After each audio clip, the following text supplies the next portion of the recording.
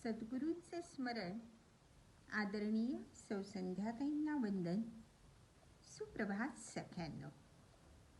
हसरा नाचरा जरासा लाजरा, सुंदर साजिरा श्रावण आला.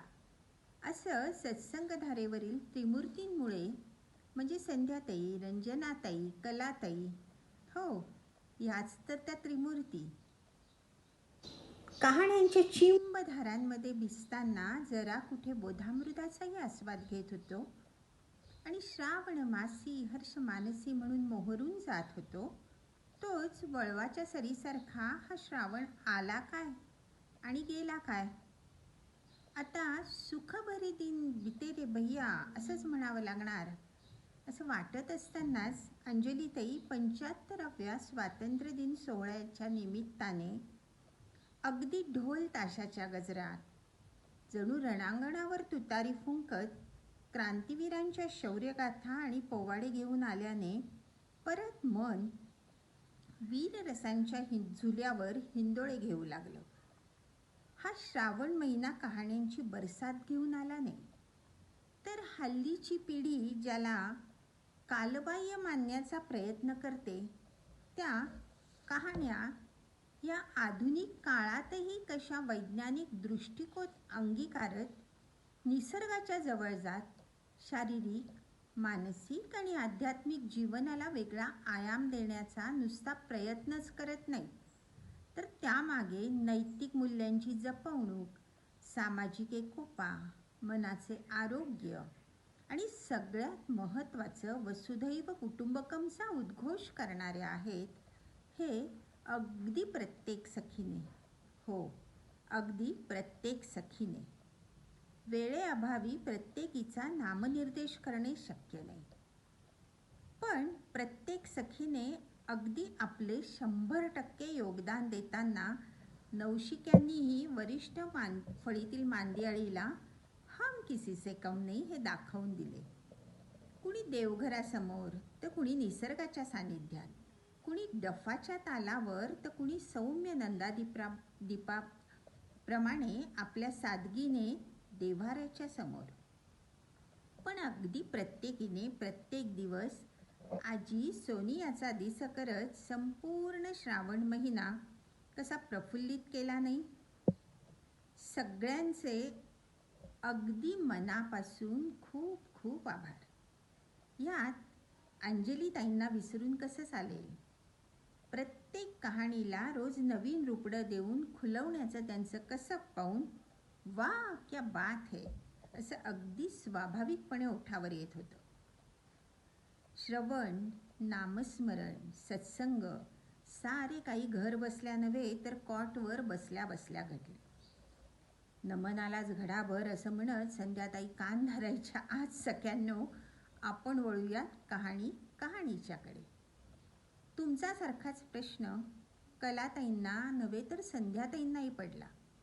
नेहमीच्या भाबडेपणाप्रमाणे त्या अगदी म्हटल्या सुद्धा, मी पण नाही ऐकली ती कहाणी, तू तीच घे हो.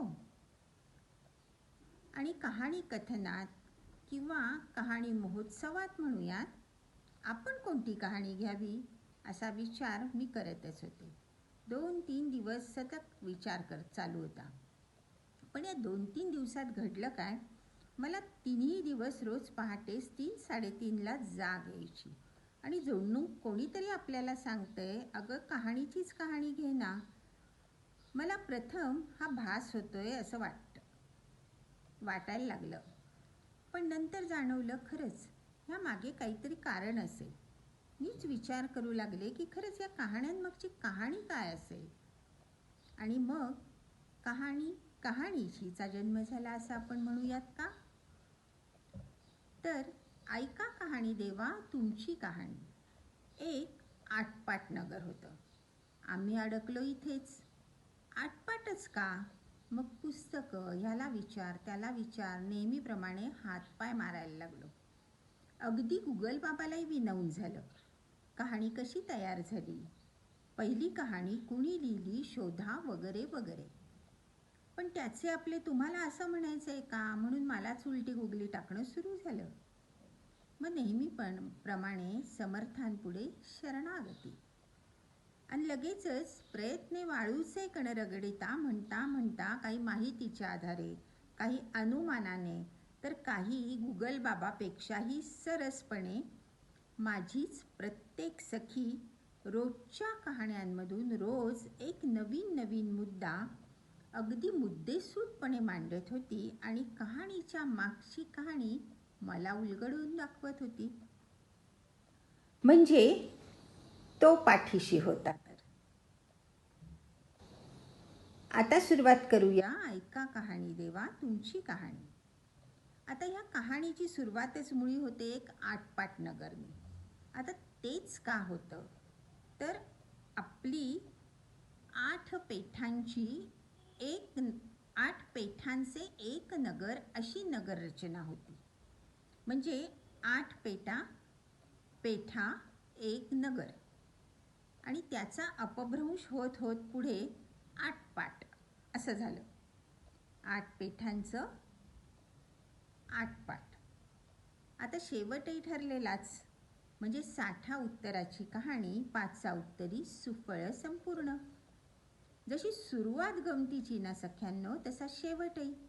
60 आणि 5 ही 2 अक्षरे त्यात महत्त्वाची. 60 म्हणजे मुबलक, भरपूर, विपुल प्रमाणात असं जर आपण गृहीत धरलं तर 60 म्हणजे अनेक लोकांची उत्तरं, ज्यावर अनेकांचं एकमत झालेलं आहे असं. आणि त्याला मान्यता कुणाची तर 5ची म्हणजे पंचदेवांची.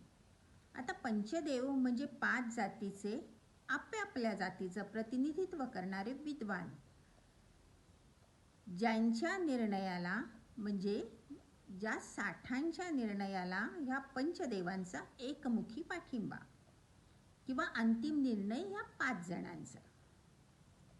त्यामुळे 60 आणि 5 आणि त्याचं सुफल म्हणजे काय तर समाजाला मिळणारं सु म्हणजे चांगलं आणि उत्तम फल, हे तर आपण जाणतोच. म्हणून 60 उत्तरांची कहाणी 5 उत्तरी सुफल संपूर्ण. आता सख्यांनो, हा जो मधला गाभा आहे ना तो म्हणजे कहाणी.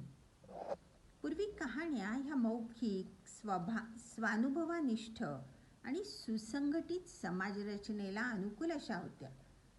पण ऋषी महात्म्य ऐकताना आपण ऐकलं होतं की ऋषींना मौखिक ज्ञान हे नैतिक मूल्यावर आधारित असल्याने आणि शिवाय अनेक मुनींची, संतांची, देवदेवांची त्यामागची तपश्चर्या, साधना आणि त्यातली ज्ञाननिर्मिती म्हणजे त्याच्यातनं निघालेला अमृत कलश असं आपण म्हणू शकतो की जो ज्ञानाने परिपूर्ण भरलेला आहे, त्याचं जतन करणं ही काळाची गरज आहे हे जाणवत होतं. आणि मौखिक ज्ञानात असल्यामुळे त्यात बदल होऊ नये म्हणून त्या ज्ञानाचं रूपांतर लिखित स्वरूपात झालं. आणि मग मला वाटतं की ते लिखित स्वरूपातनंच पुढे पोथ्या, कहाण्या यांचा जन्म झाला असावा. आता ह्या कहाण्या आशय निर्मित, छोट्या परंतु सुटसुटीत होत्या आणि त्यात एक लयबद्धता साधण्यासाठी काही काही कहाण्यांमध्ये शब्दांची पुनरावृत्ती आपल्याला आढळते. कदाचित त्या कहाण्यांना नीरसपणा येऊ नये म्हणून ती सोय असावी, पण त्यामागचा बोध किंवा शब्द निर्मिती ही मात्र सारखी होती. पिढी दर पिढी मला असं वाटतं शब्दांमध्ये थोडाफार फरक झाला असेल, पण त्यातून निर्माण होणारा सुचितार्थ, मतितार्थ मात्र कायम होता. आणि तो म्हणजे प्रपंचातून परमार्थ साधणे, आणि तोही सहज आणि आनंददायकरित्या आणि त्या त्या ऋतूला अनुसरून. आता पहा ना, ह्या आपल्या ज्या कहाण्या आहेत त्या वाचल्या किंवा ऐकल्या जातात श्रावणातच, किंवा आपले अगदी मोठमोठे सण येतात ते श्रावण, भाद्रपद, आश्विन, कार्तिक अशा निसर्ग सौंदर्याने नटलेल्या पण सुबत्तापूर्ण वातावरणात. खरं तर त्यावेळेस आपल्या ओठांवरही एक गीत सहजपणे येत असतं आणि ते म्हणजे हरी हरी वसुंधरा पे नीला नीला ये गगन, ये जिस पे बादलों की पालकी उड़ा रहा पवन, दिशाएं देखो रंग भरी, दिशाएं देखो रंग भरी, चमक रही उमंग भरी। ये किसने फूल फूल पे किया सिंगार है, ये कौन चित्रकार है, ये कौन चित्रकार है। आणि खरंच तो असतो सर्वसाक्षी परमेश्वर, परमात्मा किंवा देव, नाव काहीही देऊयात.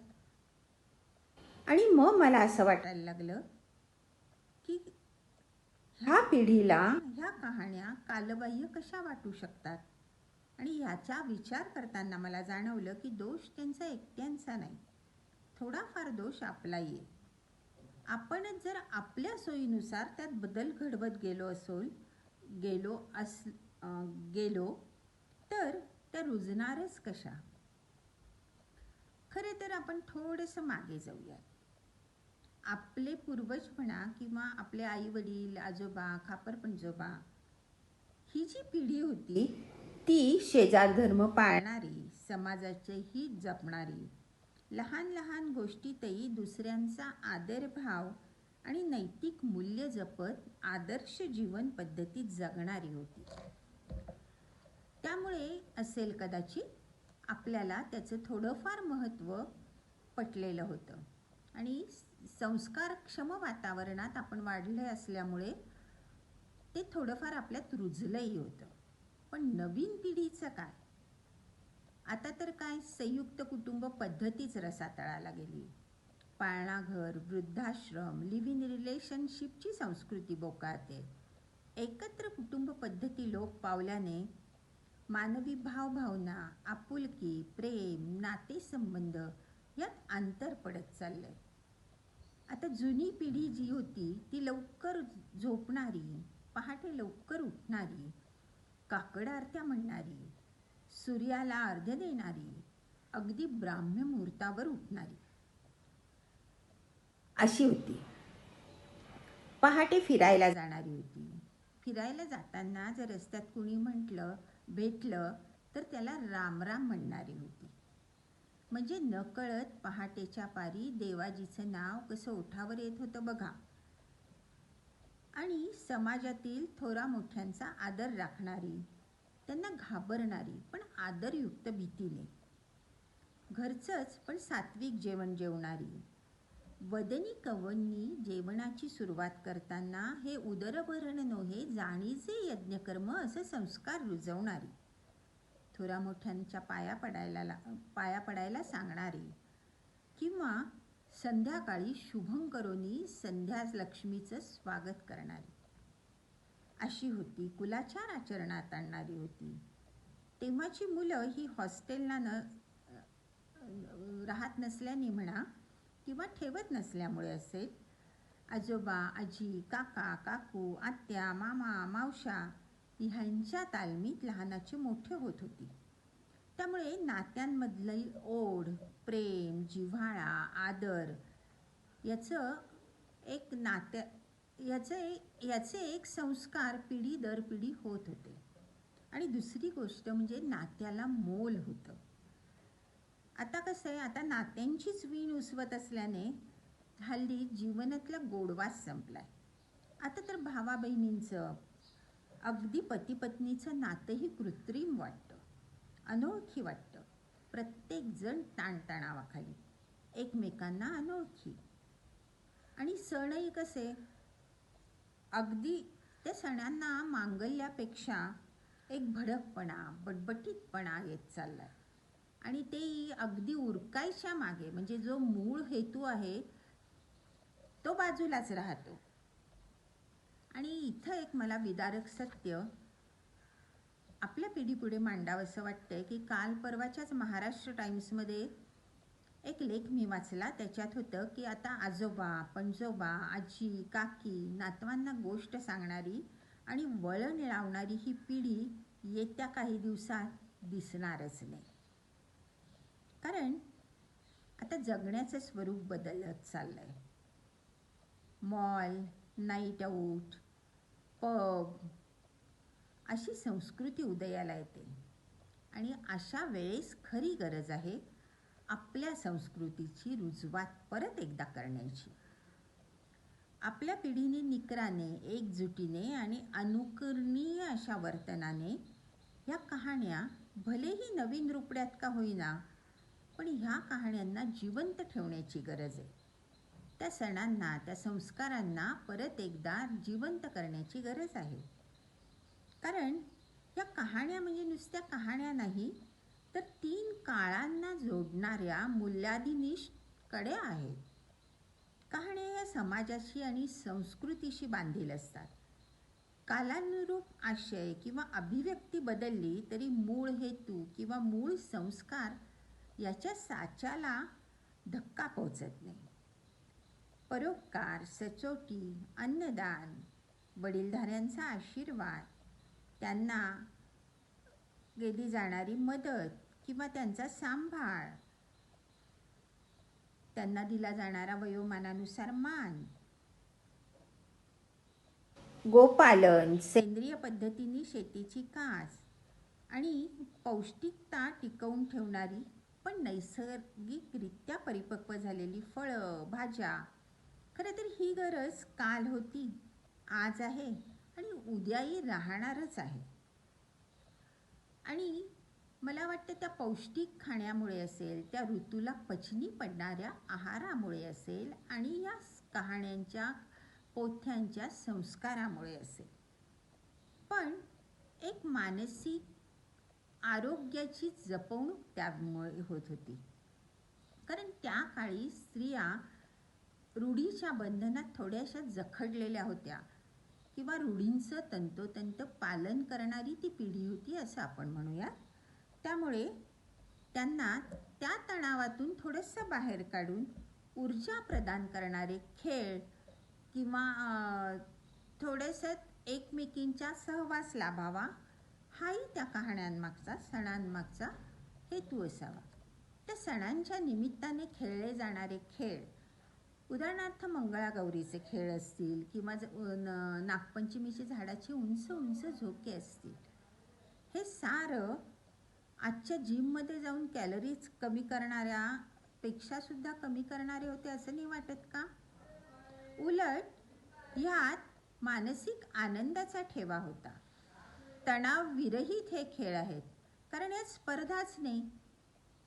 आज खरं तसा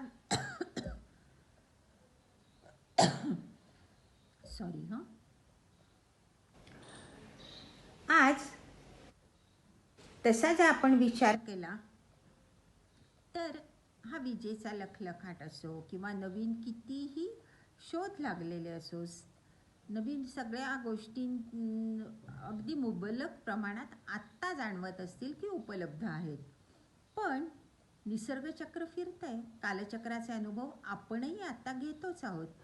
मग हा लखलखाट आपल्याला किती दिवस पुरणार आहे? शेवटी आपल्याला त्या तेजोमय प्रकाशालाच नमन करावं लागणार, म्हणजेच पंचमहाभूतांना शरण जावं लागणार. आणि मग या कहाण्यांमधनं, या गोष्टींमधनं हे सारं सूचित होत असतं. अगदी प्रत्येक पिढीने या कहाण्यांमधून काय घेतलंय हेही पाहणं मला तितकंच महत्त्वाचं वाटलं. पूर्वी स्त्रियांना ज्या मर्यादा होत्या मी म्हटलं, त्या शील संरक्षणाच्या दृष्टिकोनातूनही कदाचित घालून दिलेल्या असाव्यात, कारण आबरूला महत्त्व होतं. एक मनाचीच लक्ष्मण रेषा प्रत्येकाने घालून घेतलेली होती. 60च्या आत घरात ही आपली पण संस्कृती होती, पण हल्लीच्या पिढीला हे पटत नाही. या लक्ष्मण रेषेची ती खिल्ली उडवतात. नव्हे, या आक्षेप घेताना असंही म्हणतात, कुठली रेषा कुठे आहे, आम्हाला ती दाखवा. आणि मग सख्यांनो, आपण काय करतो, कशाला यांच्या तोंडी लागायचं म्हणून गप्प बसतो.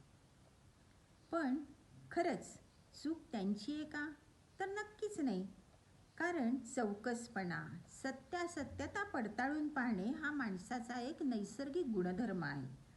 आपली बाजू जर आपल्याला मांडायची असेल, ठामपणे त्यांच्यापर्यंत आपला संदेश पोचवायचा असेल, आपली संस्कृती पोचवायची असेल, तर त्यांच्या शंकांचं निरसन करून सत्य परिस्थितीला अनुरूप असंच उत्तर देऊन आणि परिस्थितीनुसार कहाण्यांचं स्वरूप बदलूनच आपल्याला ते त्यांना पटवून द्यायला पाहिजे.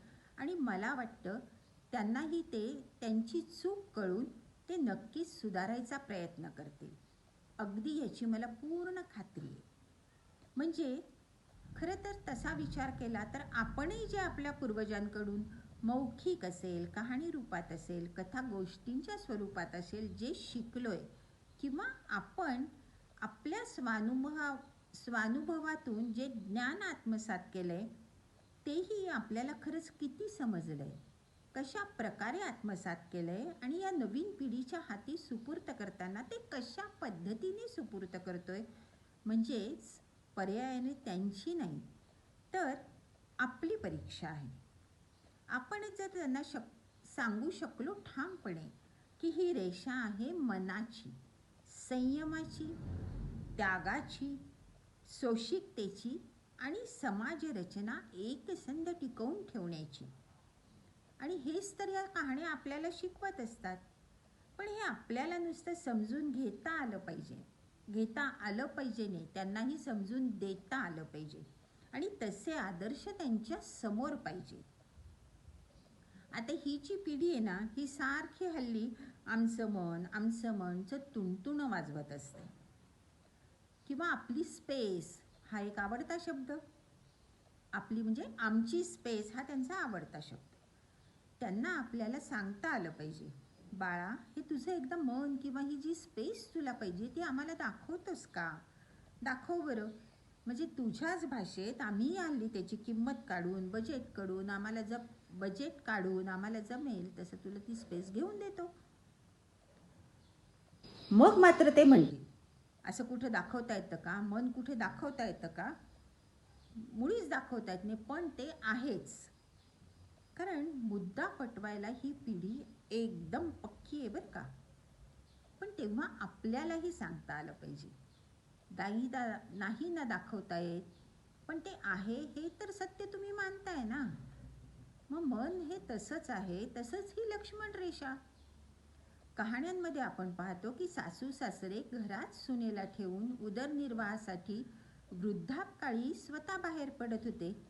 मग ही पण एक अव्यक्त काळजी, प्रेम, आपल्या घराच्या अब्रूचं संरक्षण, म्हणजे एक प्रकारे स्त्री संरक्षण हेच तर करत होते ना.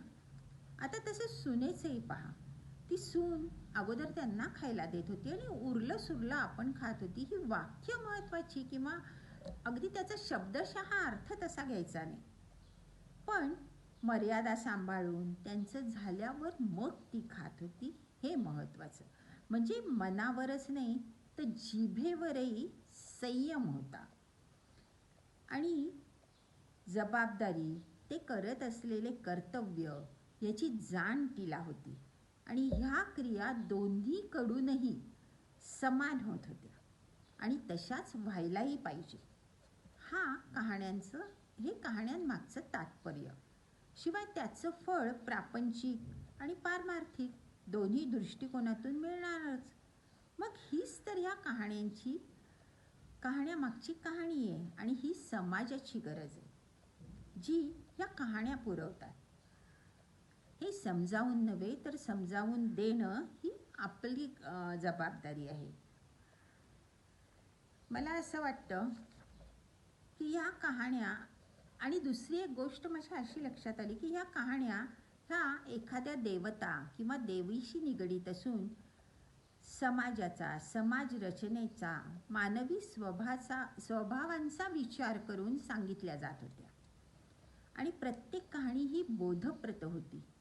कहाणीद्वारा मांडली जाणारी मूल्ये कशी अंगीकार येतील ह्याचा देखील विचार करताना निसर्ग, पशु, पक्षी, अगदी पंचमहाभूतांचाच नव्हे तर अगदी नागदैवतेचा, बैलांचा पण विचार केला गेला होता. त्यांचे जीवनातील स्थान, महत्ता जाणून त्यांना पूजनीय स्वरूप दिलं गेलं होतं. म्हणून वटसावित्री, बैलपोळा, नागपंचमी या कहाण्या फक्त कहाणी रूपात आल्या नाही तर चराचरात सर्व जीवांमध्ये अगदी वृक्षवल्ली आम्हा सगळे सोयरे, असं म्हणत सर्वात जीवात्मा असतो त्याचं अस्तित्व आहेच आहे हा सामाजिक संदेशही घेऊन आल्या. या कहाण्या देवतेशी निगडीत असल्याने मग त्या देवतेंना आवडता प्रसाद म्हणा किंवा आपण तेव्हा करत असलेलं नैवेद्याचं ताट म्हणा, त्यात असलेल्या ज्या करत होतो स्वयंपाकातल्या वस्तू त्या आहारशास्त्राचा विचार करून, नुसता आहारशास्त्राचा नाही तर त्यावेळेसच्या ऋतुमानाचा विचार करूनही केला जात होता. आणि तो नैवेद्य किंवा देवाला एखादं फळ आवडतं म्हणा किंवा देवाला एक फूल आवडतं, हे सारं आपण करतो कारण ते त्या काळात त्या ऋतूत मुबलक असतं. आणि ते त्या ऋतूत मुबलक असल्यामुळे ते जेव्हा आपण खातो ते अगदी अंगी पचतं आणि सहज पचतं. तुम्ही कितीही खा बघा, त्याचा त्रास होत नाही, कारण ते घरी केलेलं असतं, सोवळ्यात असतं. तो नैवेद्य सोहळ्यात शुचिर्भूततेचे सगळे नियम पाळून आणि ऋतूत सहज पचन होईल असं असतं. त्यामुळे आपण जर पाहिलं तर अगदी थंडीत तिळाचे लाडू म्हणा किंवा वेगवेगळ्या प्रकारच्या खिरी म्हणा, अगदी उन्हाळ्याचा जरी विचार केला तरी अगदी तिरुपतीचाच विचार केला तर तिरुपतीला ताकभाताचा सुद्धा नैवेद्य असतो. म्हणजे सगळ्या प्रकारच्या ऋतुमानाचा विचार करून प्रसादात सुद्धा त्याचा समावेश केला होता. म्हणजे कहाण्यांचं स्वरूप हे सर्वांगीण विचार करून तयार झालेलं असावं. सामाजिक शांतता, एकी, संघटितपणा याचा विचार करताना प्रपंचातून परमार्थाकडे जाण्याचा एक सुलभ मार्ग म्हणजे या कहाण्या असावा आणि म्हणूनच या कहाण्यांचा जन्म झाला असावा. सख्यांनो, आणि हेच तर ही कहाणी मला सांगत होती की बाई बाई उतू नकोस, मातू नकोस. तुझ्या पूर्वजांनी जे कष्टाने, तपश्चर्येने आणि उपासनेने जाणले ते सांभाळ गवयो. कारण परोपकार, त्याग, सेवावृत्ती, संयम, आपल्यातला घास दुसऱ्याला देण्याची वृत्ती, श्रद्धा, गुरुनिष्ठा, माणुसकी, समाजाधिष्ठित नैतिकता, सामाजिक बांधिलकी ही मूल्य त्रिकाला बाधित आहे आणि त्यांना ओळख आणि त्या कहाण्यांचं बी समाजात पेर. मनात नक्की सत्प्रवृत्तीची फुलं उमलतील. आता जी अशांतता किंवा आत्ताचा जो समाज रचनेचा होत चाललेला ऱ्हास आहे त्याला कुठंतरी सावरायला मदत होईल. आणि मला वाटतं आयोजकांनी ह्याच हेतूने असेल कदाचित किती सुंदर संकल्पना राबवली आहे नाही. कारण आपण जुन्या कहाण्यांना एका नवीन स्वरूपात प्रत्येक सखीच्या तोंडून ऐकलं. असो तर मला वाटतं ही कहाणी मला सांगत होती हे सारं आधी तू जाण, तू ग्रहण कर आणि त्याचंच वाण पुढच्या पिढीतील लेकी बाळींना दे. सख्यांनो, जी कहाणी मला सांगायचा प्रयत्न करत होती ती जशी मला समजली तशी मांडायचा मी प्रयत्न केला. कहाणीच्या द्वारे आयोजकांनी जी समारोपाची संधी मला दिली आणि जो विश्वास माझ्यावर टाकला त्याच्यात मी कितपत उतरले हे मला माहीत नाही. ज्या चुका झाल्या असतील त्याबद्दल मी मनापासून आपल्या सर्वांची क्षमा मागते आणि आयोजकांच्या शतशः ऋणात राहू इच्छिते. जे चुकलं ते सर्वस्वी माझं आणि झालेली सेवा गुरुचरणी अर्पण करून इथंच मी माझ्या वाणीला विश्राम देते. श्री समर्थ, स्वामी समर्थ.